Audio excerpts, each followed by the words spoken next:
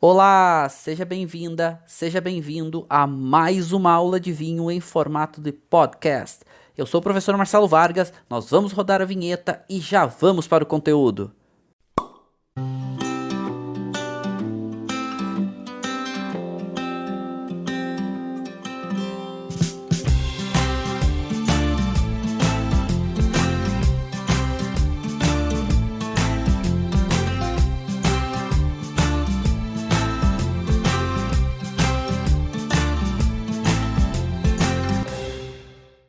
Então, olá, sejam todos muitíssimos bem-vindos. Eu sou o professor Marcelo Vargas e nós estamos começando mais uma aula do nosso grupo de estudos e degustação de vinhos, aonde estaremos falando hoje sobre Cabernet Franc.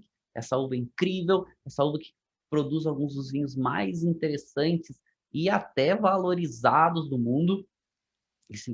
Alguns, né, tem alguns críticos e alguns avalistas, inclusive, que falam que um dos melhores vinhos da história tem essa uva aí presente também, para a gente falar um pouquinho mais. E é uma uva que é uma ótima alternativa, compete ali com, digamos que no estilo entre a Merlot e a Cabernet Sauvignon. Eu gosto de fazer essa associação, por mais que tenha uma variação de estilos de Cabernet Franc, ela pode oscilar no meio desse caminho. E eu vou estar provando na aula de hoje, deixa eu mostrar aqui para vocês, eu vou estar provando na aula de hoje um Cabernet Franc de um local que tem ganho muito destaque, que é a Argentina, certo? Então, eu vou provar aqui, Gran Inimigo, aqui vou mostrar a safra para vocês, ó, 2014, de Agrelo, Cabernet Franc, é um single vineyard, e tem, bom, é um baita produtor, inclusive aqui, a visita na vinícola é muito legal, deixa eu mostrar, vou estar mais perto para mostrar aqui, melhorar um pouco a qualidade da imagem, para vocês conseguirem ver bem. E é muito bonito o rótulo, a garrafa. Aqui atrás conta um pouquinho do projeto deles, né? De quem é que está fazendo esse projeto, que é do Alejandro Virril e da Catena. Deixa eu melhorar aqui o foco. Eu estou aprendendo com esse foco automático da câmera. Aqui, garoto. Né? E junto com a Adriana Catena, né? Alejandro Virril, que é o enólogo-chefe da Catena Zapata, com uma das filhas do Catena, que é a Adriana, e o projeto ele se chama, inclusive, Aleana, por causa disso. Né? Muito legal, é um vinho que ganhou um destaque muito grande, a gente vai ver daqui a pouco por quê, botando Cabernet Franc argentino quase no mesmo patamar de Malbec. Ainda não está, porque Malbec ainda tem uma valorização um pouco maior, mas o que a gente já vê nesse vinho, a gente já sente nesse vinho? Uma intensidade de aromas e uma complexidade muito grande. 2014, a gente está falando de um vinho aí que tem 7 anos quase. Então, é um vinho que mostra até onde pode também o potencial de guarda, pelo menos na parte aromática até agora, dessa uva, que mostra essa complexidade aromática. Então, uma fruta muito presente, esse caráter de uma cereja preta, de uma framboesa madura, tem uma notinha de uma flor seca, talvez uma nota de violeta seca, e uma nota de uma erva, uma nota que me remete a uma nota quase de, de sálvia, né? Não chega a ser tão aromático quanto uma sálvia, mas algo nesse sentido muito gostoso. Né? O perfil aromático mostra o quanto complexo pode ser Cabernet Franc e mais elegante se comparado, por exemplo, com o Cabernet Sauvignon. Cabernet Sauvignon acaba sendo um pouco mais intenso, só que é uma uva para prestarem atenção na Argentina. Por mais que o volume ainda seja pequeno, é a uva que hoje está ganhando muito espaço, principalmente para vinhos de alta qualidade, quando a gente fala de Argentina. Então, a segunda uva hoje em relevância da Argentina, falando de vinhos tintos, está se tornando a Cabernet Franc. Por mais que a gente vai ver daqui a pouco que a quantidade produzida dela ainda seja pequena, mas provavelmente ela vai crescer muito pelo estilo dos vinhos. Aqui é um cacho Cabernet Franc, aí a gente já começa a perceber um pouco da estrutura, a gente já pode fazer alguns pensamentos aqui. Eu gosto de que meus alunos pensem, gosto que meus alunos não apenas decorem conteúdos. Pensar ajuda a gente a entender melhor o mundo dos vinhos. E aqui a gente pode ver o cacho de Cabernet Franc, e o que a gente pode ver? Primeiro, grãos pequenos, não é aqueles grãos enormes, né? O baguinho da uva aqui, pequenos, bastante cor, a gente pode ver. Não é um cacho muito grande e não é um cacho também tão espesso, não é um castão fechado, não é tão denso, né? Tem um espaço razoável, também não é dos mais espaçados, mas espaço razoável entre as uvas, entre os grãozinhos. Isso é legal, porque dá para a gente pensar um pouco do perfil, dá para a gente começar a imaginar quais são as características que essa uva desenvolve nos seus vinhos, certo? Bom, primeiro falando um pouco da origem da Cabernet Franc. E ainda não está 100% comprovado, mas uma coisa que já se sabe é que é uma uva muito antiga. Não está comprovado ainda qual é a origem dela. Muito provavelmente a origem dela seja no País Basco, que é ali no norte da Espanha, né? Uma das regiões autônomas da Espanha. Quase na divisa ainda, né? Quase fazendo fronteira com a França. Mas, com certeza, a região que deu o maior destaque para ela foi a região ali de Bordeaux. Então, acredito, uma das teorias que se tem ainda é que essa pode ter sido a origem dela ali na região de Bordeaux. A gente vai ver daqui a pouco como ela pode ter chegado lá. Mas o Bouchicot, que é um dos grandes ampelógrafos do mundo, certo? Pesquisador da Universidade de Montpellier, inclusive que foi quem redescobriu a Carmener lá no Chile, então um pesquisador realmente muito conceituado. Nos estudos de DNA, ele está sugerindo, inclusive já publicado pela própria James Robson, além da publicação científica, que provavelmente a origem seja no País Basco. Só que o que se sabe dessa uva? O que se sabe de Cabernet Franc? É que ela é uma uva muito antiga. E talvez seja mais antiga do que se imagina. Alguns associam para ela já mais de 1000 anos, mas talvez ainda mais antiga do que isso.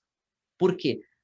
Já se sabe, ou pelo menos se acredita, que a Cabernet Franc ela é uma das uvas, talvez descendentes, se não a própria Biturica. Biturica é uma uva que foi uma das primeiras uvas citadas, né? Foi citada por alguns escritores, né? E é citada por Plínio o Velho. E é uma das primeiras citações que se tem sobre uva vinífera, com o foco de se fazer vinho. Então, não se sabe, a referência da uva era Biturica, uma uva já extinta, mas uma uva muito antiga, e que provavelmente ou a Cabernet Franc talvez fosse a própria, ou descendente dela. Ainda não está comprovado ainda, mas muito provavelmente seja de origem do País Basco. Tem algumas outras teorias, alguns inclusive sugerem, uma teoria sugere que ela nasce ali na região da Aquitânia, onde Bordeaux faz parte, ela é uma uva importante do Forte Bordalês, e tem outras teorias que inclusive ela pode ter nascido na região do Loire, né, que é outra região importante da França, na qual ela está presente, mas a Jancis Robson já cita no Wine Grapes, é uma grande referência quando a gente fala de uvas viníferas no mundo, como uma provável origem, ou a provável origem no País Basco. E por que, inclusive, isso através de exames de DNA, faz essa correlação importante. A Cabernet Franc, ela dá origem a muitas uvas, e uvas muito importantes, como a própria Cabernet Sauvignon, que a gente já citou aqui. Daqui a pouco a gente vai ver isso. Ela dá origem a muitas uvas muito relevantes. E sabe-se, né, que a origem dela é muito antiga, e nesses exames que apontam, de exames de DNA, que apontam para o País Basco, relaciona ela com outras uvas do País Basco. Uvas, inclusive, algumas das uvas que eles só têm fragmentos, né, tem algumas amostras, não chega nem tem escala de produção, até algumas uvas extintas, e aonde essa teoria ainda ganha mais peso. Lembrando que essa teoria, né, essa referência, probabilidade, ela nasce dos exames de DNA. O estudo do Bouchicot mostra o seguinte: provavelmente, para ser uma uva muito antiga, as congregações, principalmente as congregações do norte da Espanha, que o norte da Espanha a gente sabe que é um país é uma região muito apegada principalmente aos preceitos cristãos, né? A gente tem ali no norte da Espanha o Caminho de Santiago, o mais famoso, inclusive, que sai da França. E por causa do Caminho de Santiago, e muitas das congregações que estavam presentes no Caminho de Santiago tinham a cultura do vinho para a sacristia.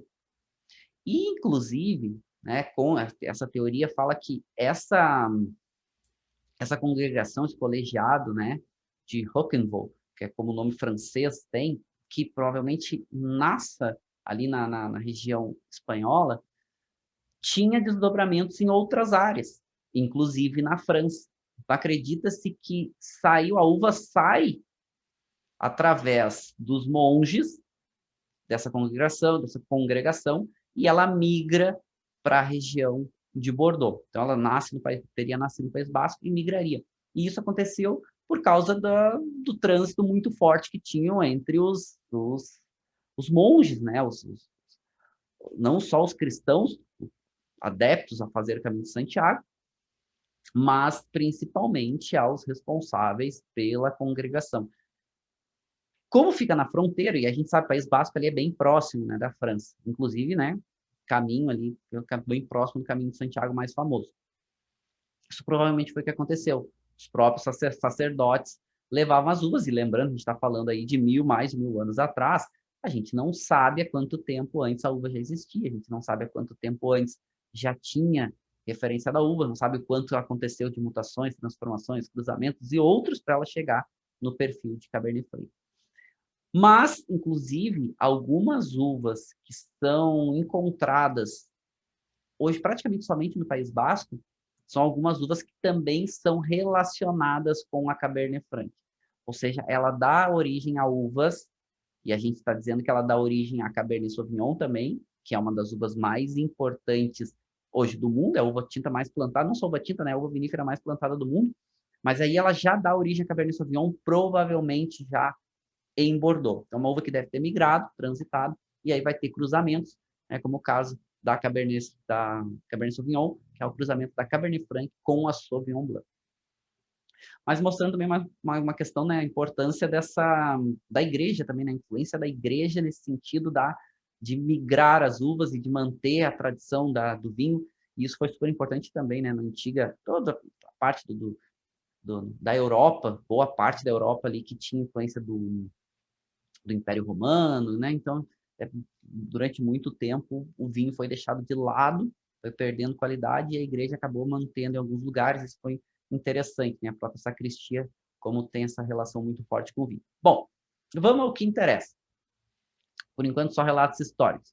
Mas aqui está a nossa uva protagonista da nossa aula de hoje, a Cabernet Franc. Então, para cima, ainda não está comprovado quais foram as uvas que deram origem a ela.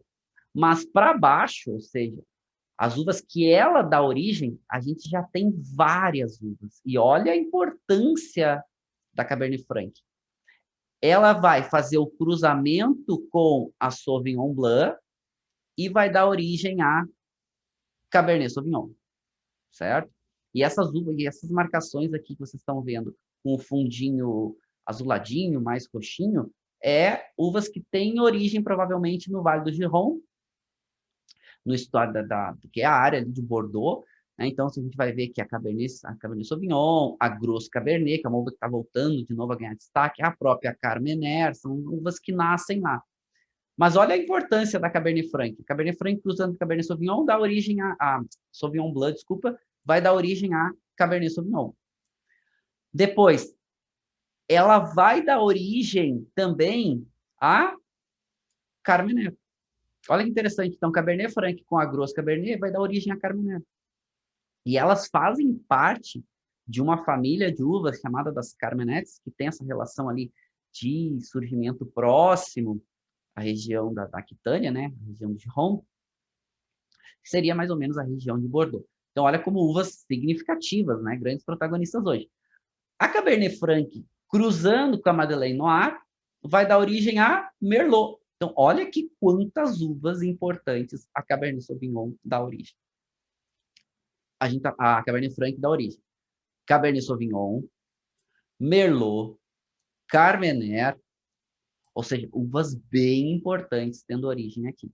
Claro, vão ter outras, vão ter vários desdobramentos. Esse aqui é um estudo muito legal que a Jens Robson publica regularmente quando ela quando ela lança a nova edição do Wine Grapes, que é o livro, e mostra essa correlação, ou seja, uma uva extremamente importante. E quando vocês encontram aqui essas interrogações, é porque não sabe qual é a uva que cruzou para dar origem a determinada uva. Mas aqui, quando a gente fala de uvas como a própria Morenoa, é uma uva importante ali do País Basco, certo? Ou seja, e é uma uva mais antiga.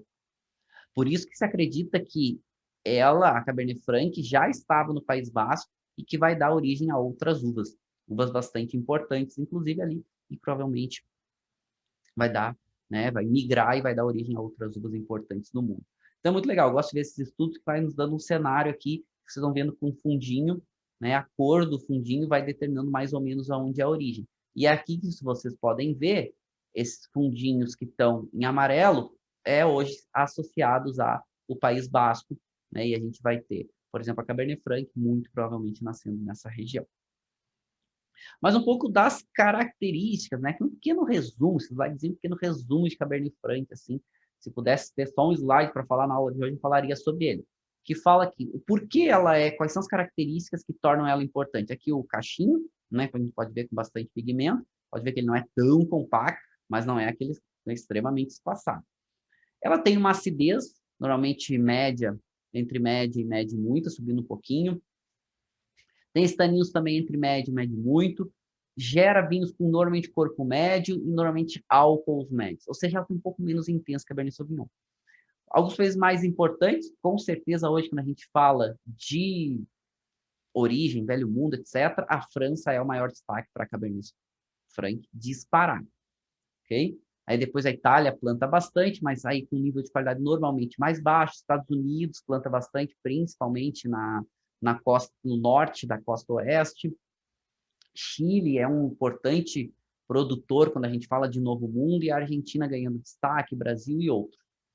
E é um pouco do caráter da Cabernet Franc, e aí algumas vantagens aqui dela. Primeiro, a gente falou que ela é um pouco menos intensa. A Cabernet Sauvignon muitas vezes é muito tânica, e eu estou usando Cabernet Sauvignon porque é um vinho mais conhecido. E aí a gente pode ir fazendo essa associação. O caráter de fruta vermelha é mais presente na Cabernet Franc, apesar de ter o caráter de fruta preta também. Tem um pouco menos de acidez e um pouco menos de tanino. A astringência do tanino não é tão marcada, mas tem um pouco mais de intensidade aromática. Ou seja, estou falando para vocês que essa é uma uva que com certeza vai se tornar mais protagonista do que ela já é. Certo? A gente também não pode deixá-la de lado, porque ela não tem protagonismo. Ela tem. Em muitos países, ela tem um protagonismo importante, em muitas regiões, né? Inclusive, ela é a uva principal, né? Na maioria dos anos, por exemplo, do Chateau Cheval Blanc, né? Que é um dos vinhos mais disputados aí do mundo, né? Mais valorizados do mundo. Só que também algumas diferenciações para ela. Ela tem a nota herbácea, e isso tem que tomar um pouco de cuidado quando o produtor está cultivando essa uva. Por quê? Porque tem que amadurecer bem. Só que essa nota herbácea não é tão presente como muitas vezes Cabernet Sauvignon. Ela acaba sendo um pouco menos intensa. Ela tem notas especiadas, um pouco mais marcadas. Ela pode ter algumas notas florais. A gente fala daqui a pouco um pouco mais sobre isso. Mas principalmente essa nota herbácea, quando amadurece bem, ela pode ficar aquele caráter de pimentão. Isso normalmente vem de alguns climas até um pouco mais quentes, a gente fala daqui a pouco sobre isso. Mas em climas um pouco mais moderados, essa nota fica uma nota de pimenta, uma nota de pimenta verde, às vezes uma nota de pimenta branca, bem agradável. E algumas notas de ervas. Ervas que vão desde uma erva um pouco mais fresca até uma erva um pouco mais seca. Esse vinho que eu estou provando, que é o Gran Inimigo, Agrelo, né? Ele tem essa nota de uma erva um pouco mais seca, né? Que já é um aroma até provavelmente terciário, é um aroma um pouco mais evolutivo, mas muito gostoso. E esses aromas terciários que ela desenvolve, ela se dá bem com madeira também. Tem esses pré-requisitos, né, para ter uma passagem mais tranquila por madeira. Esses aromas terciários que remetem principalmente esse herbáceo terciário, remete uma nota de tabaco. Tem que tomar um pouco de cuidado quando eu falo em herbáceo, tá? Porque herbáceo isso não é uma família que pode ser muito positiva os seus aromas. É que a gente o mercado de modo geral, a gente acaba associando de modo geral herbáceo a coisas ruins, né? Ah, aquela nota verde, aquela nota que não amadureceu bem, a uva verde. Não necessariamente.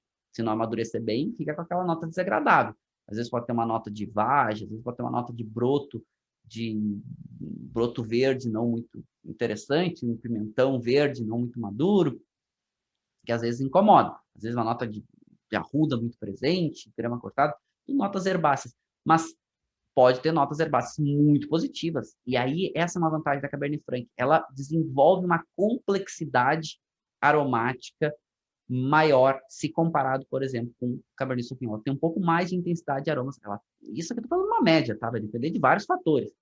E a gente daqui a pouco vai entrar nos terroirs, a gente vai comparando um pouquinho região com região. Mas, com certeza, se mostra de uma forma muito, muito interessante. E por que eu falo que ela vai ganhar protagonismo? Por que eu acredito nisso? Porque a gente está vivendo uma onda no mercado de vinhos menos potentes. A gente está vivendo a onda contrária dos anos 90, começo dos anos 2000, que era do vinho potente, né? Do vinho intenso, vinho concentrado. Agora a gente está vivendo uma onda contrária, que é o vinho um pouco mais elegante, o vinho um pouco mais equilibrado entre acidez, corpo, a própria estrutura tânica, um vinho que seja mais fácil de se tomar. Você procura hoje menos potência, fazendo uma média. E a Cabernet Franc, ela entrega isso melhor, por isso que eu acredito muito nela para uma uva protagonista muito em breve. Bom, algumas referências aqui do perfil vitícola dela, certo? Até vou fechar aqui um pouco a minha câmera para que vocês consigam visualizar um pouquinho melhor. E quando a gente fala do perfil vitícola, são as características que a uva tem, principalmente no seu amadurecimento, brotação e outros, que favorece ela a desenvolver determinadas características ou não. E aqui o que a gente tem? Primeiro, se a gente comparar ela com um Cabernet Sauvignon, ela brota mais cedo e ela amadurece mais cedo. Então, isso pode ser uma vantagem. Né? Regiões, por exemplo, muito úmidas, que tem dificuldade, é o caso que acontece em Bordeaux, tem áreas que é tão úmida que falta, às vezes, calor para que consiga amadurecer bem a uva mais tardia, como o Cabernet Sauvignon. E a Cabernet Franc pode aparecer bem. Ela é vigorosa, então tem que cuidar, tem que fazer uma boa manutenção no vinhedo para a parte verde não crescer demais e até ter dificuldade no amadurecimento e na qualidade da uva.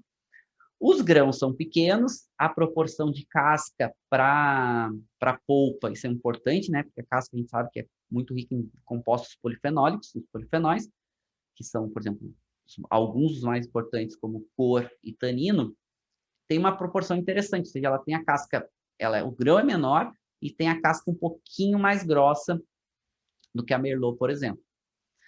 Ela amadurece mais cedo que a Cabernet Sauvignon, a gente estava falando. Ela gosta muito de solo argilo-calcário, ou seja, normalmente quando a gente vê que predomina um solo argiloso, tende a fazer vinhos mais intensos, um pouco mais concentrados em cor e parte fenólica.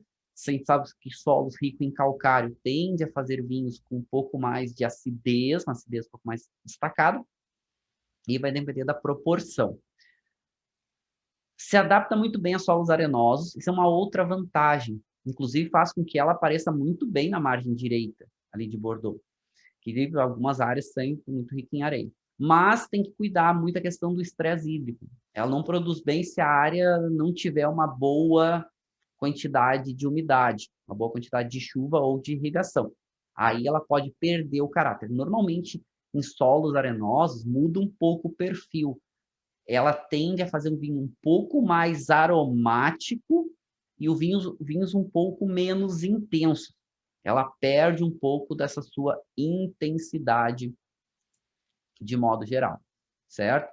Então, aí um ponto interessante, né? Um ponto legal aí para a gente começar a pensar a própria Cabernet Franc como alternativa, certo? Como alternativa a alguns dos vinhos, principalmente de Cabernet Sauvignon. É interessante, eu gosto muito do perfil dessa uva. Aqui um pouco do caráter aromático, certo? Que pode desenvolver, o que seria mais comum, vai depender muito de vários fatores. Locais um pouco mais quentes tende a fazer um vinho com esse caráter um pouco mais de um pimentão cozido, tende a aparecer um pouco mais esse caráter de uma geleia de framboesa, uma geleia de amora. Essa nota floral, uma nota de uma flor um pouco mais seca. Um pouco dessas notas que pode aparecer até de amora madura, cassis maduro.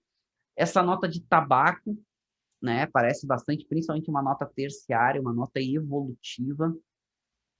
E quando a gente encontra ela em climas mais moderados, tende a fazer o caráter da fruta um pouco menos madura e tende a fazer um caráter de uma fruta um pouco mais fruta vermelha, mais fresca, né? Como, por exemplo, uma framboesa, como uma ameixa vermelha que está amadurecendo, notas às vezes de morango, pode também chegar um pouco essa nota de uma geleia de morango.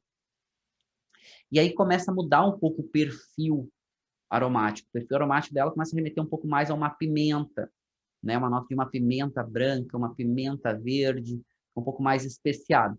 E essa nota de cereja também é bem comum, locais um pouco mais moderados. Cabernet Franc não tem dificuldade de amadurecer em locais muito frios, né? Porque é uma casca, é uma uva tinta e tem uma certa espessura na casca, então precisa de uma quantidade interessante de sol e uma quantidade interessante de calor, ou seja, radiação solar com luz e calor. E vai mudando. Isso a gente encontra muito, assim, esse clima mais quente, até legal vocês compararem, se não quiserem degustar os vinhos, onde vocês encontram esse clima mais quente? Esse é um perfil muito comum de Cabernet Franc na Argentina, né? Se vocês pegarem esse caráter aqui, é muito comum de Cabernet Franc na Argentina. E se vocês pegarem esse caráter aqui, é mais comum a gente pegar no Vale do Loire aparece um pouco desse perfil, mas algumas zonas, algumas áreas do Chile, aonde é um pouco mais moderado, não é tão quente, né? Chile é um pouco menos quente comparado com a Argentina. A gente também encontra um pouco desse caráter interessante em clima moderado. Mas ela tende a fazer vinhos com uma boa complexidade. A gente viu que ela é muito vigorosa, então se ela não tem uma boa manutenção, o que acontece? A videira se desenvolve demais e acaba as uvas perdendo qualidade, tendo as uvas mais diluídas, com um pouco menos de concentração. Então, precisa de uma manutenção bastante regular para conseguir manter um bom perfil de qualidade. E aqui um pouco do perfil sensorial médio, certo? Os gráficos são sempre perfis médios, pode ter aí uma quantidade maior ou menor, vai depender do produtor, do estilo, região e tudo mais. Mas o que a gente vê? Tende a ter uma intensidade de cor de média, subindo um pouco, uma intensidade de aromas também de médio, subindo um pouco. Normalmente, a gente, inclusive, encontra aqui, intensidade entre médio e muita. Tanino, normalmente, entre médio e muito, e às vezes descendo um pouco. Normalmente, áreas mais quentes têm um pouco mais de tanino, mas esse tanino um pouco mais macio. Áreas um pouco mais moderadas tendem a ter um pouco menos estanino, mas estanino um pouco mais marcado. Corpo e álcool normalmente entre médio, subindo um pouquinho. De modo geral, a gente tenta classificar Cabernet Franc como vinhos, né, produzindo vinhos normalmente de médio corpo, mas uma intensidade aromática interessante. E aqui um ponto muito relevante para essa uva. A acidez dela é destacada. A acidez dela é entre média e muita. Mas se a gente parar para pensar, acidez, tanino e até um pouco dessa intensidade de aromas e sabores fazem um equilíbrio interessante para esse vinho, certo? A gente não tem um desequilíbrio tão grande acontecendo. Pelo contrário, a gente tem um equilíbrio interessante acontecendo aqui. E pontos a favor da Cabernet Franc. Onde a gente encontra Cabernet Franc no mundo? Vou citar alguns lugares hoje para a gente fazer uma comparação entre o terroir e os perfis, né? A gente não vai aprofundar todos os terroirs aqui, vamos pegar um pouco de os mais relevantes, um pouco de cada local relevante e fazer uma comparação das suas características, mas é muito plantada. Ela está entre as 20 castas, 20 uvas mais plantadas no mundo para a produção de vinho. Então, ela tem um caráter aqui bastante importante. A África do Sul está ganhando um destaque grande, a relevância é grande. A gente encontra alguma coisa na Austrália, a gente encontra alguma coisa até aqui na Nova Zelândia, pouca coisa ainda. A gente encontra alguma coisa no leste europeu, até com uma certa presença um pouco maior. Mas os maiores destaques, com certeza, a gente vai falar aqui de França, país onde ela é mais plantada, certo? Por mais que a gente suspeite, né, que o mercado suspeite, o pesquisador suspeite que ela tenha nascido na Espanha não é tão comum. Se tem, tem. Grande volume? Não. Na Itália, um volume um pouco maior, aí falando de velho mundo. Quando a gente vai falar de novo mundo, acho que tem 4 países aqui que vale a pena citar. Estados Unidos, né, Estados Unidos principalmente a Cabernet Franc com um caráter muito interessante, principalmente aqui no norte, na fronteira com o Canadá, onde a gente vai ter o Oregon, Washington, bem interessante. Tem também bastante Cabernet Franc plantado na Califórnia, ela é parte do corte bordalês, que é um dos cortes mais importantes aí para vinhos tintos no mundo.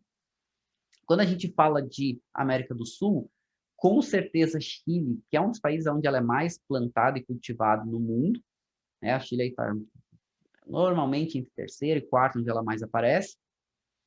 A Argentina, onde ela ainda tem um volume pequeno, mas ganhando um destaque por nível de qualidade bem acelerado, bem interessante, falo isso também daqui a pouco. E Brasil. E aqui, quando eu for falar de Brasil, uma observação, porque assim, eu tomei vinhos muito interessantes, vinhos antigos e Cabernet Franc, e até uns nem tão antigos, principalmente da Serra Gaúcha. É uma uva que eu gosto muito dos vinhos quando vem da Serra Gaúcha, por praticamente que eu tomei, de vinhos Cabernet Franc brasileiro, tanto antigos quanto novos, inclusive alguns vinhos antigos com uma qualidade ainda bem interessante. E eu acho que é uma uva que também poderia ser melhor explorada, e eu até acredito que venha a ser, quando a gente fala de Rio Grande do Sul, principalmente Serra Gaúcha, onde a Merlot é a protagonista de vinhos tintos na Serra Gaúcha, mas eu acho que a Cabernet Franc poderia ser a parceira dela. Inclusive, ela é permitida, a Cabernet Franc, no corte da DO Vale dos Vinhedos, onde a Merlot é a protagonista, é a uva principal, mas ela poderia ter um destaque maior. Também vinhos bem interessantes, inclusive de Pinto Bandeira, muito legais, vinhos, alguns produtores ainda trabalham bem, depois eu vou contar para vocês, mas tomei alguns vinhos antigos da Dom Giovanni, muito interessantes, bem interessantes, com alguns vinhos até com uma certa antiguidade da Valmarino. Valmarino até hoje produz muito bem Cabernet Franc, além de Pinto Bandeira, estamos falando de Serra Gaúcha. Mas vamos lá, vamos entender um pouquinho desses lugares, certo? Claro que a gente não vai aprofundar, mas vamos entender o que o terroir apresenta e como que a uva se desenvolve nesses locais. E aí, vamos começar pela França, que é o local mais plantado. 3 áreas extremamente importantes, mas 2 com uma relevância maior, que é o Vale do Loire, aqui vocês estão vendo marcadinho em verde, certo? Principalmente nessa parte central. Vamos pegar 2 conjuntos de apelações aqui importantes no Vale do Loire, certo? Cuidado, que a gente está falando da parte central do Vale do Loire, não os vinhedos centrais. Os vinhedos centrais ficam aqui, certo? Às vezes tem essa confusão, porque se chama os vinhedos centrais porque fica na parte central da França, mas não é na parte central do Vale do Loire. É que a gente vai falar daqui a pouco como Anjou, Touraine e outras regiões importantes. Então, Vale do Loire, para Cabernet Franc, e a gente está falando de Bordeaux. Né? São 2 regiões das mais importantes no mundo para a uva, e que dão uma referência bem importante, estilos diferentes, mas bem importantes. E a uva tinta do Vale do Loire, protagonista, é com certeza Cabernet Franc. Faz desde vinhos rosés, faz vinhos até utilizado para alguns vinhos, né, alguns vinhos doces, alguns vinhos, é bem flexível aqui nessa região, mas com certeza o vinho tranquilo, tinto, é o maior protagonista. E alguns rosés também bem interessantes. E o corte bordalês, onde ela é uma das uvas principais, certo? Por mais que diga que as principais uvas sejam, né, as mais famosas, Cabernet Sauvignon e Merlot, mas a Cabernet Franc seria a terceira uva mais importante do corte bordalês quando a gente fala de Bordeaux. E aqui no sudoeste, inclusive uma das teorias do surgimento dessa uva também apontam ela ter nascido aqui no sudoeste da França, ela também aparece, mas com um protagonismo menor, normalmente vinhos pouco menos intensos, ela usada no corte para trazer um pouco mais de acidez, ela usada no corte para trazer um pouco mais de caráter aromático, né? E aqui tem outras uvas que acabam se destacando um pouco mais, como a própria Malbec, como a própria Taná, né? Cabernet Sauvignon e outras. Então aqui no sudoeste vinhos com um pouco menos de protagonismo. Mas vamos avançar, vamos falar de margens de Bordeaux, porque Bordeaux é uma das regiões principais. E quando a gente fala de Cabernet Franc, a gente sabe que a margem direita, que é essa margem que fica aqui, então vamos pegar aqui o estuário. Bordeaux é dividido por um estuário, né? O estuário do Gironde, que é a convergência de 2 rios, né? A gente vai ter 2 rios se encontrando, então isso é super importante, que vai ser aqui o rio que mais ou menos faz essa separação aqui, tentar marcar para vocês, estão vendo essa marcaçãozinha aqui, ó, que é o rio Dordogne, certo?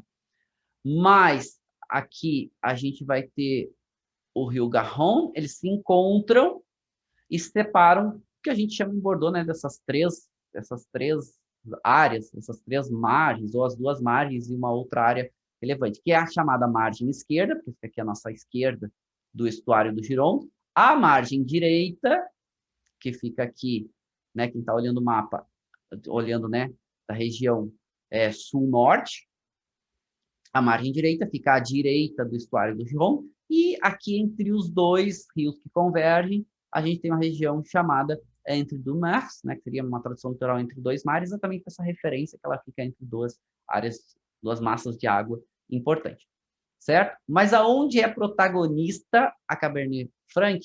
Na margem direita, que é um pouco mais úmida, tem um pouco mais de dificuldade de amadurecer, né, um pouco mais de dificuldade de amadurecer castas mais tardias, como o caso da Cabernet Sauvignon, que é protagonista aqui na margem esquerda em algumas áreas, certo?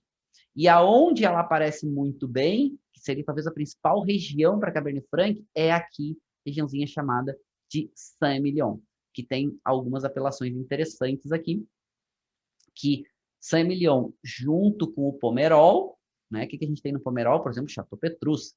E no Pomerol, a Merlot é protagonista.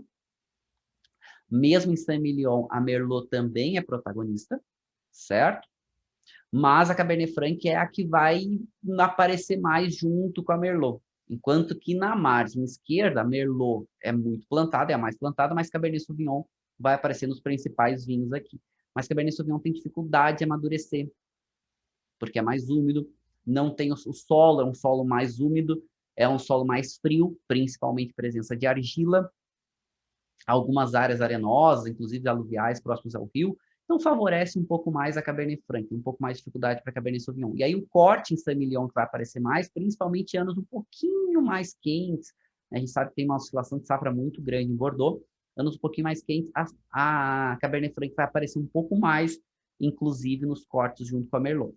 E aquilo que a gente viu do perfil, certo? Quando a gente tem um corte de Merlot com Cabernet Franc, o que a Cabernet Franc traz para Merlot, por exemplo? O que ela complementa? Ela traz um pouco mais de acidez, ela traz um pouco mais de tanino, ela traz uma nota floral, talvez alguma nota especiada, alguma nota terrosa, e normalmente faz vinhos um pouquinho mais tânicos, se comparado com a Merlot, mas menos intenso que a Cabernet Sauvignon. Então, até as próprias quantidades dos cortes, daqui a pouco a Cabernet Franc pode entrar numa quantidade até um pouquinho maior do que a própria Cabernet Sauvignon entraria. Nos cortes de Bordeaux, a gente vê que a Cabernet Sauvignon, quando ela entra, mesmo na margem esquerda, onde algumas áreas ela consegue aparecer um pouco melhor, o corte Cabernet Sauvignon dificilmente aí, né, passa de 50%, normalmente é até 50%, em raras vezes até 60%, porque é uma uva um pouco mais difícil de amadurecer como um todo. A Cabernet Franc já na margem direita, às vezes ela aparece, depende de anos quentes, ela aparece um pouquinho mais. E aqui, o mapa ampliado dessa região, né, da margem direita, principalmente essas áreas principais, que é aqui que a gente tem. Né? Aqui está o rio, vocês estão vendo o Dordogne aqui, contornando e vai indo em direção lá ao estuário, para se encontrar lá e formar o Gironde. E a gente vê aqui essas áreas. Então, o que a gente tem aqui? Saint-Emilion é a maior, certo? A cidade principal aqui é Libourne, né? Na margem esquerda, a cidade principal vai ser Bordeaux, que inclusive dá o nome para a região toda, certo? E aqui a gente vai ter o Pomerol famoso por seus vinhos potentes, concentrados, intensos, solo de argila muito marcado, alguns afloramentos diferentes, mas a argila predomina, e tem Chateau Petrus, né, Chateau Le Pen e outros. E quando a gente fala de Saint-Emilion, que a Merlot é uma uva protagonista, mas a Cabernet Franc aparece muito bem. E aí a gente tem os 4 principais chateaus aqui de Saint-Emilion, são os chamados Premier Grand Cru Classé A em Saint-Emilion, certo? E são só 4. Seriam os melhores de Saint-Emilion. E quem são eles? Aqui, Chateau Pavie, Chateau Zone, Chateau Angelus e Chateau Cheval Blanc, bem na divisa com o Pomerol. E Chateau Cheval Blanc, especificamente ele, tem um protagonismo muito grande com o Cabernet Franc. Anos melhores, Cabernet Franc em grandes quantidades, inclusive no porte, no principal vinho, né, que é o Cheval Blanc, e realmente dando um status maior para essa uva e um destaque para a região também, né? Super importante, um dos principais produtores de vinhos do mundo. Inclusive, dizem que alguns críticos gostam de referenciar o Chateau Cheval Blanc como um dos melhores vinhos da história, né? Então, enfim, muito legal. Tem um filme muito bacana chamado Cider, se vocês quiserem ver. Conta um pouquinho, não é bem esse protagonismo do filme, mas é legal, vocês podem ver e entender um pouquinho dessa história. Certo? Bom, então aqui, solos mais com presença de argila, a gente sabe que a Cabernet Franc gosta. Solos com presença de areia, também Cabernet Franc gosta, né? Tem um pouco menos de cascalho, principalmente próximo aos leitos do rio, então um pouco mais úmido, então favorece o amadurecimento de castas um pouquinho mais precoce. Aqui é referência, né, ao Chateau Cheval Blanc, são vinhos sempre caros, mesmo em safras não tão boas.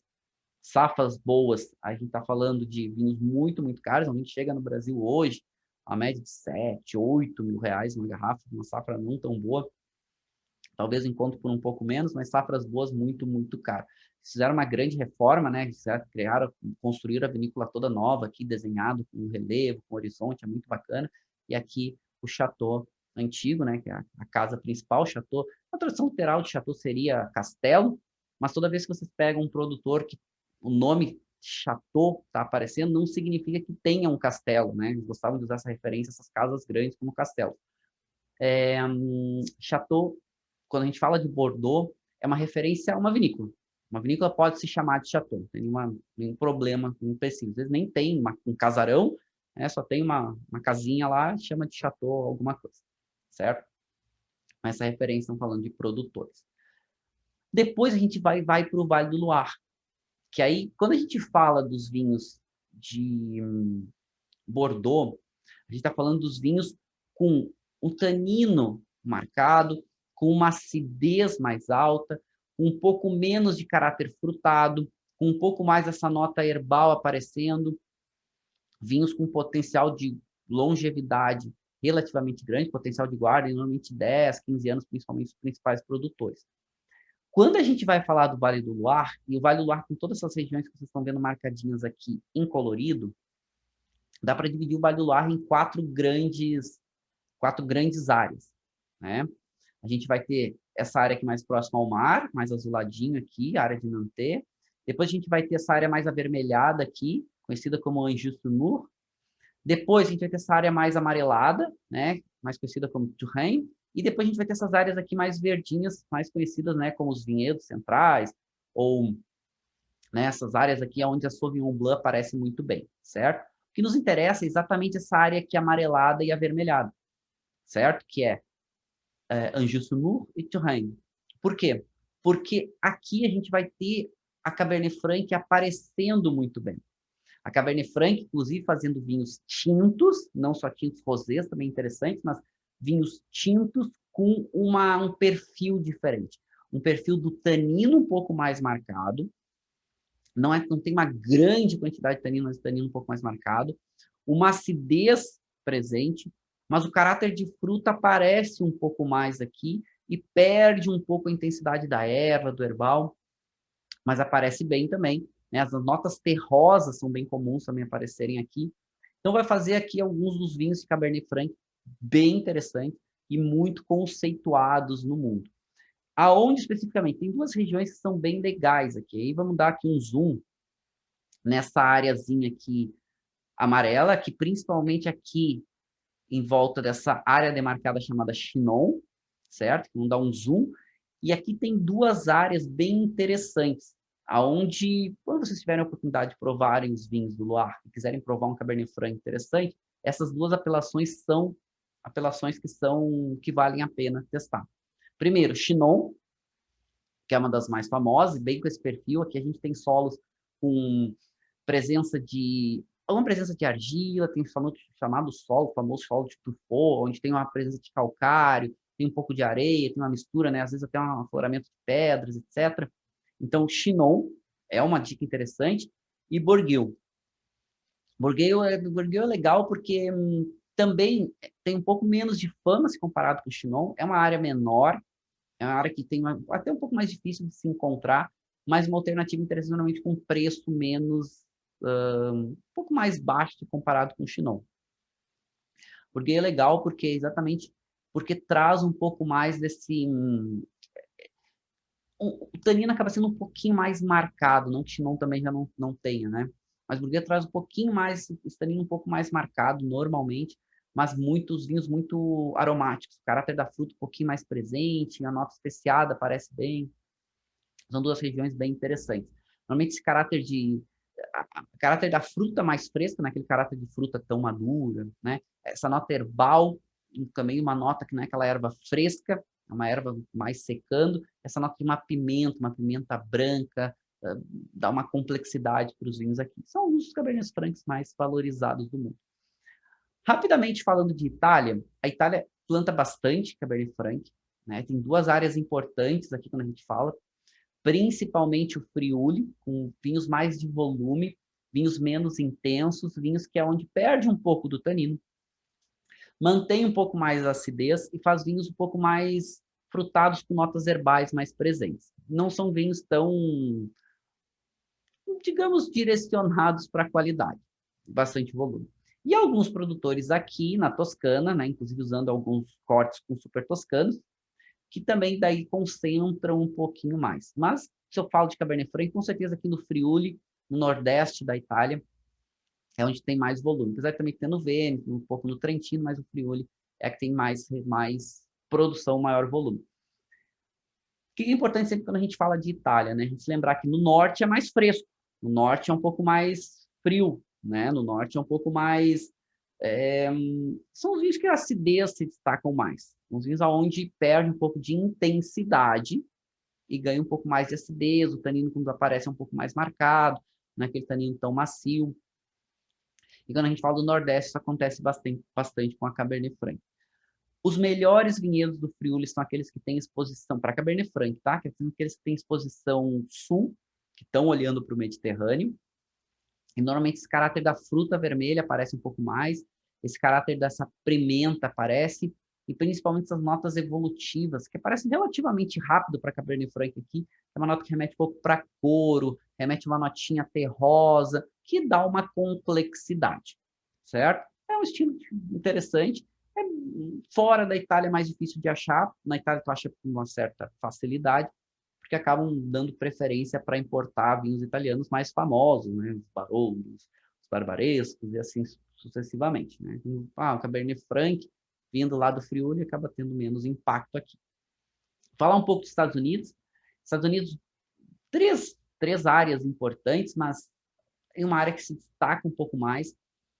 Primeiro, a Califórnia, né? Corte Bordalês aqui é um clássico, então o Cabernet Sauvignon é protagonista, mas Merlot aparece um pouco, o Cabernet Franc aparece um pouco, e aqui o Cabernet Franc ganha um pouco mais de peso, aqui ele ganha um pouco mais de corpo, fica corpo entre médio muito, tanino normalmente marcado, ele perde um pouco do tanino, ganha a quantidade de tanino, mas perde a astringência um pouquinho, um pouco mais macio, ganha um pouquinho mais de álcool, um caráter de uma fruta mais em geleia, fruta um pouco mais madura.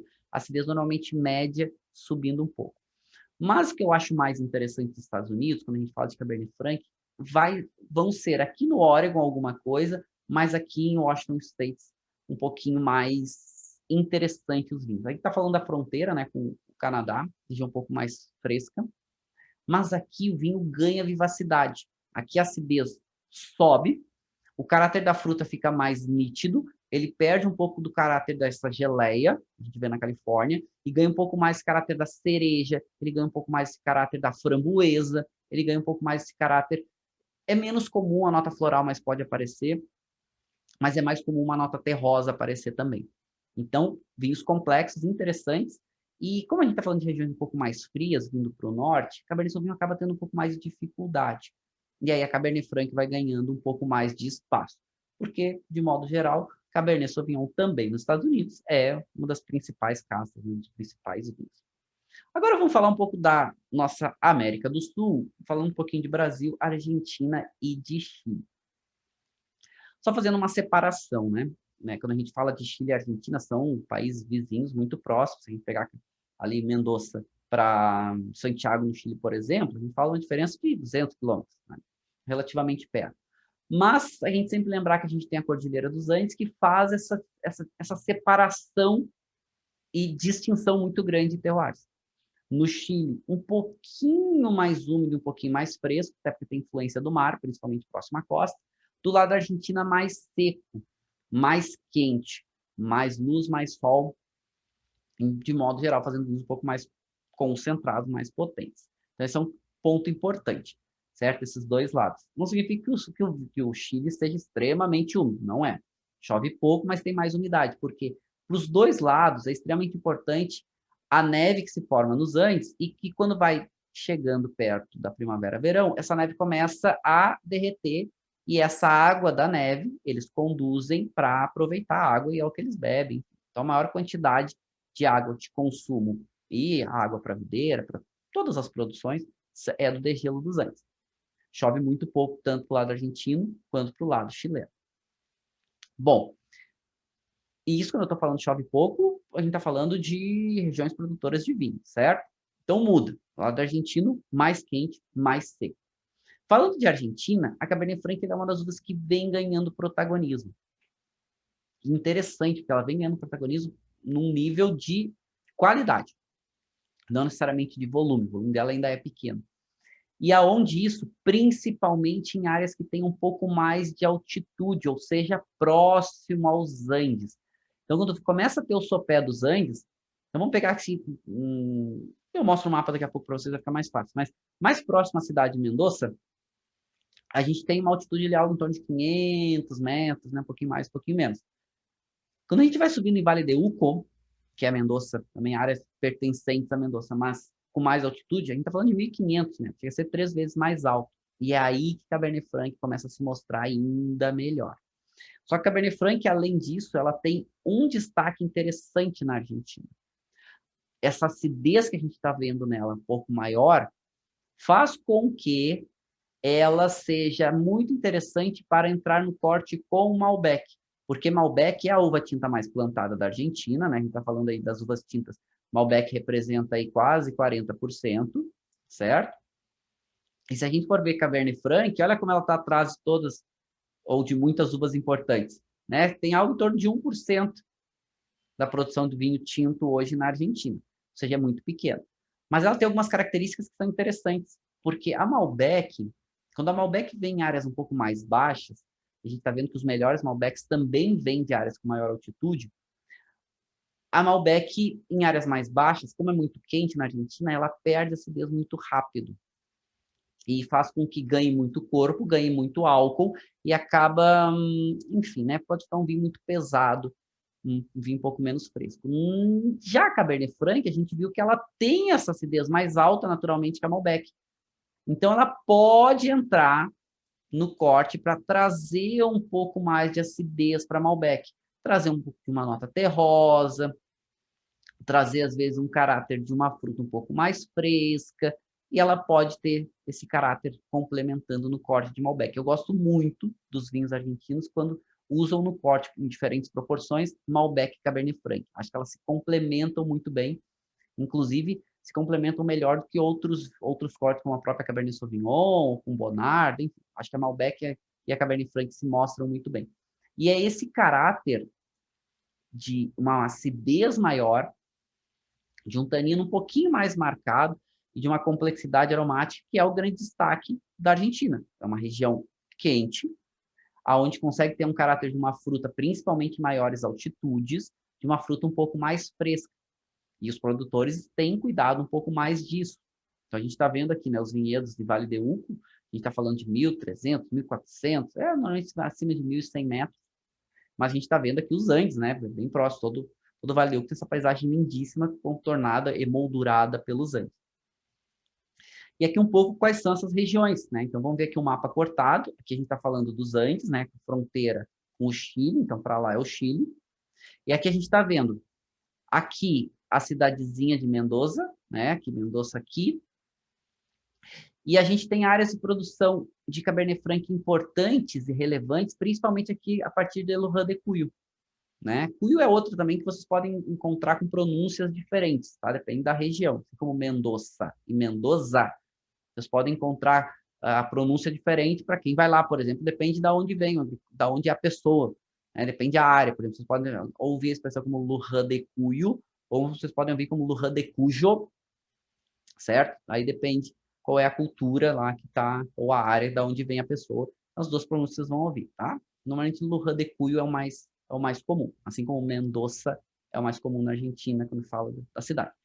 Mas essa área aqui de Luján de Cuyo e o Vale de Uco, porque o que acontece? Conforme vai saindo aqui da cidadezinha, da comuna de Mendoza, e vai subindo o Vale de Uco, é que a gente fala, né, de vinhedos com maior altitude. Então, por exemplo, se a gente pegar aqui, em volta de Mendoza, 500 metros, certo? Vai aqui, já vem para Luján de Cuyo, a gente chega a 900, 1.000 metros. Chega aqui em Vale de Uco, já estamos falando de 1.500. Então, conforme a gente vai tendo os vinhedos, essas áreas verdinhas que vocês estão vendo aqui são as áreas demarcadas, são áreas com vinhedos. Hoje, o maior destaque está em Vale de Uco, tanto para Malbec quanto para Cabernet Franc. E aí, o que acontece? Aqui a Cabernet Franc ganha um destaque maior em acidez. O caráter da fruta vermelha fica mais evidente. Uma nota floral, principalmente quando tem afloramento de calcário, aparece. E só que floral um pouco menos intenso que normalmente aparece em Malbec, na Malbec. E principalmente essa acidez mais interessante. E aí essa acidez complementa muito bem com a própria Malbec, ou fazendo vinhos monovarietais, que é como a gente vê alguns produtores dando um destaque muito grande.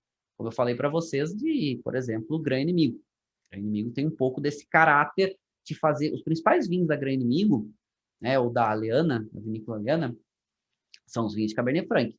Esses são os protagonistas para eles, certo? Então, com certeza, a gente está falando de um vinho que tem um caráter dessa fruta bem presente, se dá muito bem com madeira. A nota herbal, ela aparece, mas é um herbal também muito mais com caráter, foge um pouco do pimentão, mas mais uma pimenta cozida. Ele é até uma nota de merquém. Merquém é uma pimenta chilena, que ela é meio defumada, que ela é muito gostosa. Então, lembra um pouco a Cabernet Franc aqui. E essa nota floral que traz um pouquinho mais de frescor. E aqui, né, o Alejandro Virril com, né, o seu É o Inimigo. E aí, claro, É o Inimigo, tudo é da vinícola Aleana, só que Gran Inimigo normalmente são os vinhos posicionados com nível de qualidade um pouco maior. É o Inimigo, todos os vinhos deles são muito bons, vale muito a pena. Então, vale a pena provar, inclusive, os brancos, né, eles fazem chardonnays bem interessantes. E um destaque que ganhou, né, os single vineyards, que são os Gran Inimigos, são feitos de Cabernet Franc, de diferentes vinhedos, uns, né, normalmente esses vinhedos são de Luján de Cuyo e de Vale de Uco, e, para surpresa de todos, os primeiros dois vinhos a ganharem, os primeiros vinhos a ganhar 100 pontos Robert Parker, foi numa mesma avaliação, os primeiros vinhos argentinos, e, para surpresa de todos, pela primeira vez um vinho 100 pontos, não foi um, foram dois, e foi um Riverstone, do vinho da Adriana, de Malbec, e, olha aqui, Gran Inimigo Cabernet Franc, igual Tajarri, que é Vale de Uco, que é uma das grandes oásis hoje de qualidade para uva vinífera para vinho na Argentina, também ganhou 100 pontos Parker, né? E ninguém, né, dava tanta bola, já alguns produtores há bastante tempo trabalhando. Marcelo Federici trabalha muito bem com Cabernet Franc, a gente tem, poxa, tem tantos, né? Karim Mus trabalha muito bem, tem vários produtores aí trabalhando muito bem com Cabernet Franc, né? E com certeza Alejandro Virril é um desses produtores. Quando a gente fala do Chile, aí já cruzando a fronteira, e Chile é um dos países que mais produz a uva, também mudando um pouco o perfil. Mudando por quê? Porque Cabernet Franc acabava sendo uma uva secundária, uma uva meio que deixada de lado. Cabernet Sauvignon era, né, a principal uva, mas os principais vinhos tintos chilenos são vinhos de corte. Ganhando, alguns produtores dando um cuidado maior, principalmente em vales aqui como o Vale do Curicó e o Vale do Maule, que eu até saliento o Vale do Maule para vocês, porque tem alguns Cabernets Francs aqui bem interessantes. Principalmente aqui no Maule, a principal influência que eles têm aqui é o que eles chamam de entre cordilheiras, porque fica entre aqui a Cordilheira dos Andes, na fronteira com a Argentina, e a Cordilheira da Costa, que é uma outra cordilheira menor aqui, então uma área central aqui, né? E essa área faz vinhos mais, digamos, um pouquinho mais de concentração, certo? Mas vinhos que favorecem uvas que têm uma acidez um pouco maior, é um pouquinho mais quente aqui esse vale. E a Cabernet Franc aparece muito bem aqui, principalmente no Maule, aonde ela ganha um pouco mais de tanino, certo? E aqui para vocês verem esse recorte, né, entre cordilheiras, é que essa área que fica, aproveita um pouco dessas brisas frias que descem, tá aqui, que descem da Cordilheira dos Andes, retém um pouco até essa brisa fresca aqui, não é tão afetado pelas brisas frescas que vêm do Oceano Pacífico, que a Cordilheira da Costa, que é uma outra cordilheira menor, bloqueia, mas tem algumas áreas bem interessantes, e aí favorece uvas com uma acidez um pouco maior, porque uvas com acidez um pouco menor, como é uma região um pouco mais quente, muitas vezes faz com que perca muito esse caráter. Mas qual é o perfil de Cabernet Franc aqui no Maule? Primeiro, tem alguns vinhedos de vinhas velhas interessantes. É uma região bastante agrícola ainda, ela é menos turística. Então tem bastante áreas a serem exploradas. Cada vez mais o nível de qualidade aumentando. E o perfil do vinho. Normalmente um vinho com caráter um pouco mais de nota herbal aparece, né? E essa nota remete um pouco mais ao pimentão. A nota da fruta ganha um pouco mais de uma mistura entre frutas vermelhas e frutas pretas. No caso do lado argentino, ganha um pouco mais o caráter da fruta preta. Isso principalmente, né? Quando falo do lado argentino, um pouco mais baixo, conforme vai subindo, né? Tendo um pouco mais de indo em direção ao Vale do Uco, por exemplo, ganhando um pouco mais de altitude, mais em direção à cordilheira, a fruta vermelha consegue equilibrar um pouco também do lado argentino.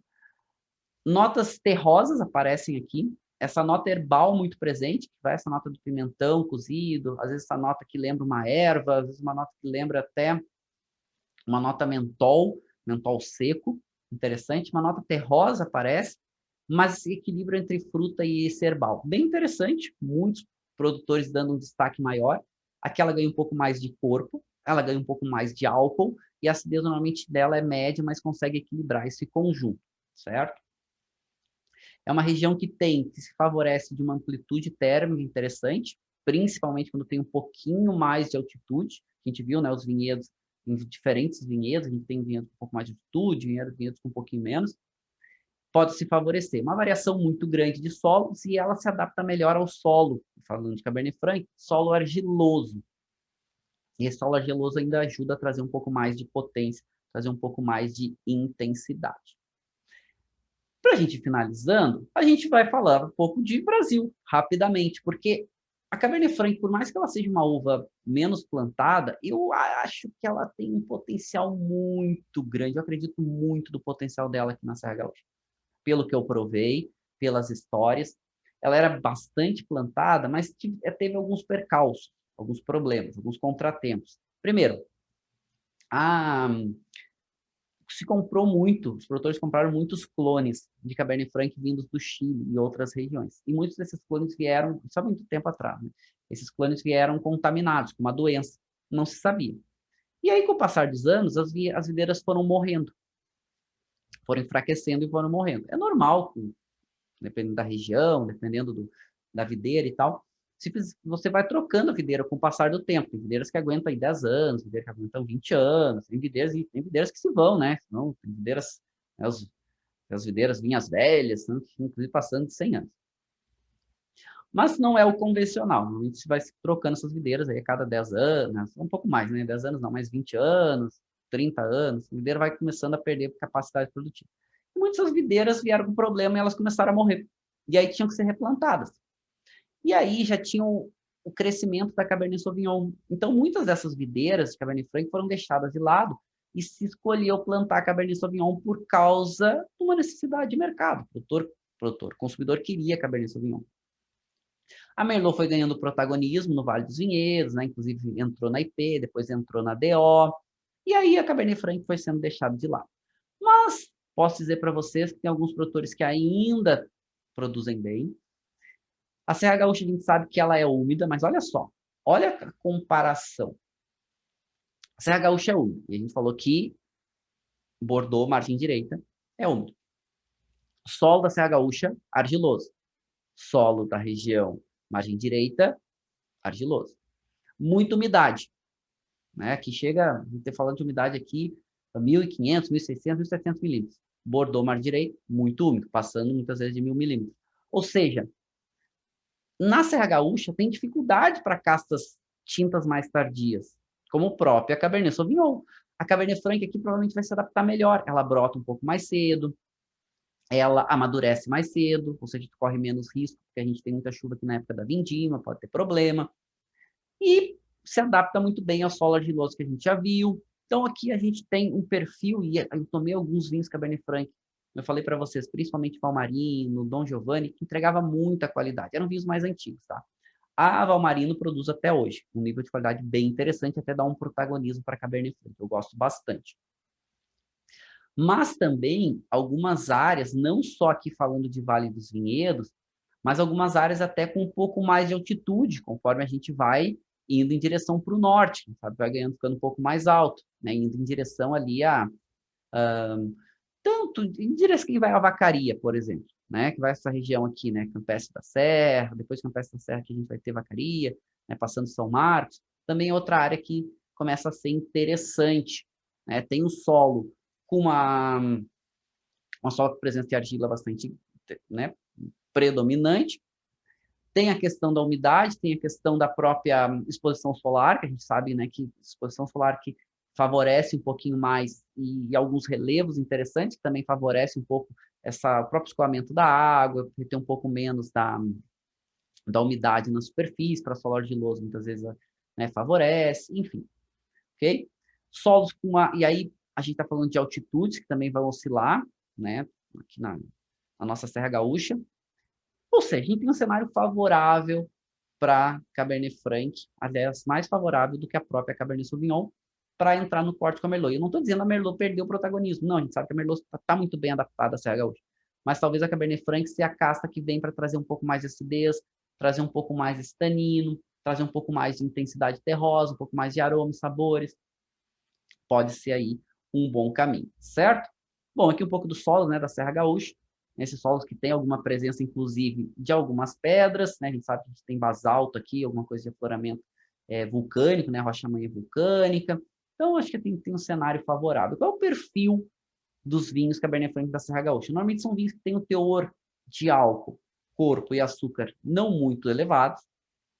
A gente está falando aí normalmente em torno de 12% de álcool, sobe um pouquinho, às vezes desce um pouquinho, 11,5%, vamos lá, a 12,5%, 13% no máximo, certo? Uma acidez elevada, uma textura tânica média, né? A quantidade de tanino médio, mas textura bem marcada. A nota herbal aparece um pouquinho mais, e um potencial aromático, né? Misturando essa nota herbal, essa nota frutada, parece um pouco menos a nota floral, mas aparece um pouquinho mais essa nota terrosa, quando a gente fala de Serra Gaúcha. Guardadas as proporções, lembra um pouquinho a região de Bordeaux. Guardadas as proporções, tá? Não estou comparando, mas é interessante. Que o mapa, né, da nossa Serra Gaúcha, essas regiões, eu acho que também, eu acredito que Cabernet Franc, aqui em Altos Montes, que é próximo a Flores da Cunha, é outra área bem interessante. Acho que também pode ir muito bem. Mas com certeza, quando a gente fala de Serra Gaúcha e de Pinto Bandeira, Cabernet Franc aparece muito bem. E aqui trago 3 produtores como sugestão para vocês, são vinhos que ainda existem no mercado, são produtores que produzem Cabernet Franc, de Bento Gonçalves, né, da Alpisol, um grande produtor, não usa madeira e consegue explorar bem, trazer bem o caráter varietal, um pouco mais do Cabernet Franc deles tem um pouco mais essa nota herbal presente, a fruta aparece bem, não tem caráter da madeira. A Dom Giovanni tem um caráter, usa madeira, mas normalmente a madeira é um pouco mais usada, um pouco menos de madeira nova, ganha um pouco mais de fruta, ganha um pouco mais dessa nota terrosa, aparece um pouquinho mais, a nota herbal aparece bem. E que eu considero hoje o melhor Cabernet Franc brasileiro, que é da Valmarino. Eles fazem desde o Cabernet Franc de linhas mais de entrada, mais acessíveis, até alguns vinhos de maior qualidade, como é o caso desse aqui, né, que eles chamam de 23, que são vinhos muito interessantes, complexos, madeira presente, mas muito equilibrado o caráter da fruta, a acidez, né? Esses dois são Pinto Bandeira, Dom Giovanni e a Valmarino, e aqui é Bento Gonçalves, né? Pertence a Bento, que é da Alpisol. Então, são vinhos aqui com algumas sugestões para vocês provarem Cabernet Franc, e se tiverem a oportunidade de comprar Cabernet Franc brasileiro, fica a dica. Mas mais do que isso, se tiverem a oportunidade de provar algum Cabernet Franc antigo brasileiro, fica a dica para vocês também. Por quê? Porque o nível de qualidade deles era bem interessante. Tá bom? Certo? Bom, meninos e meninas, espero que vocês tenham gostado desse nosso cenário aqui, aprendendo um pouquinho mais sobre essa uva Cabernet Franc, que é uma uva realmente incrível, uma uva complexa, uma uva que agrega alguns vinhos, agrega aos vinhos, aos cortes, algumas características bem interessantes e pode fazer vinhos aí realmente uma complexidade, uma intensidade que pode agradar muitos consumidores, até por ser um pouco menos intenso se comparado com Cabernet Sauvignon, certo? Quem tiver dúvidas, pode responder, pode botar lá, eu respondo depois para vocês, né? Marcelo_Vargas, e lá no Instagram, certo? Uma postagem da aula de hoje sobre Cabernet Franc, vocês podem responder lá, deixar sua pergunta que eu respondo depois para vocês, tá bom? Rapidinho aqui, né? Degustar, botar em boca o nosso vinho, para a gente finalizar. Então, o vinho que a gente está degustando aqui é um Cabernet Franc da Gran Inimigo, certo? Aqui a Grelo é Lujan de Cuyo, ok? Não é Vale de Uco, né? Mas já tem uma altitude interessante, próximo a 1.000 metros, né? Cabernet Franc 2014. E é um vinho que tem 13,5% de álcool, olha que ele é um pouco menos intenso, né? Tão alcoólico, né? Que pode ver 13,5% de álcool, que eu conto um pouco da historinha dele, bacana, né? Fala dos produtores, né? A Adriana Cateno, o Alejandro Virril aqui, né? Conta a historinha. É legal. E a gente já, né? Como foi começar a degustar esse vinho, o perfil aromático dele era exuberante. Esse vinho está aqui na taça desde que a gente começou e ainda está muito presente, perfil aromático. O perfil dessa fruta com toques de frutas vermelhas e frutas pretas bem presentes. Uma nota herbal que remete a uma pimenta quase uma pimenta branca moída. Uma nota de erva bem presente. E notas especiadas, né? Ele tem uma nota terrosa, ele lembra alguma coisa com esse terroso misturado com essa nota herbal, mas é um herbal verde. E tem uma nota que remete a alguma coisa como se fosse uma baunilha envelhecida, alguma coisa nesse sentido. Então, interessante. Muito complexo. Mas a fruta predomina com esses outros aromas, certo? O aroma primário ainda presente, secundário e terciário aparecendo bem, mas o aroma primário ainda aparece. E muito bem. Em boca.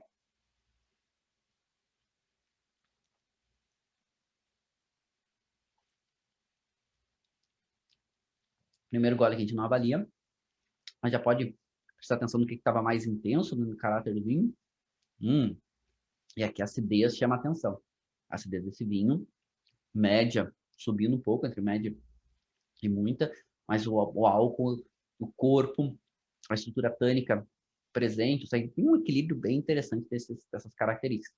Mas, acima de tudo, o que mais me chama a atenção, a persistência. Agora vamos tomar um gole e vamos avaliar.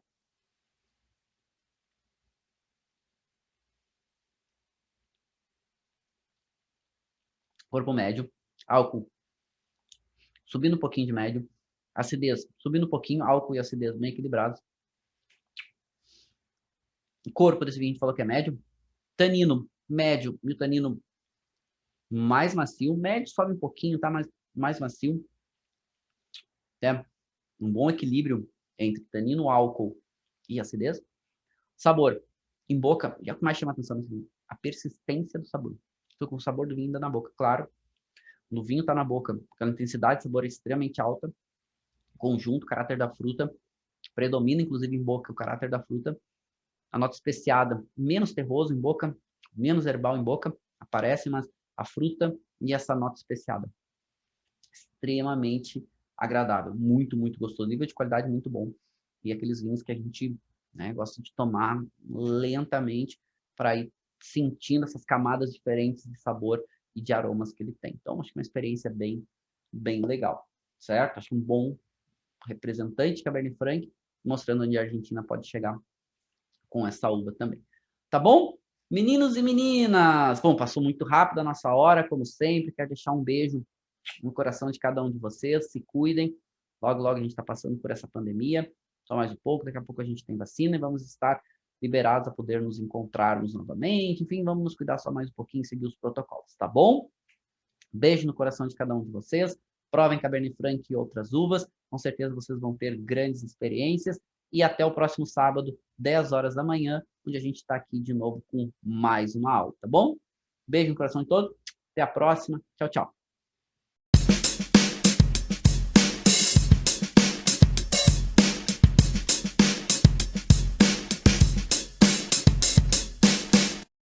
Você acabou de ouvir uma aula de vinhos do professor Marcelo Vargas, em formato de podcast.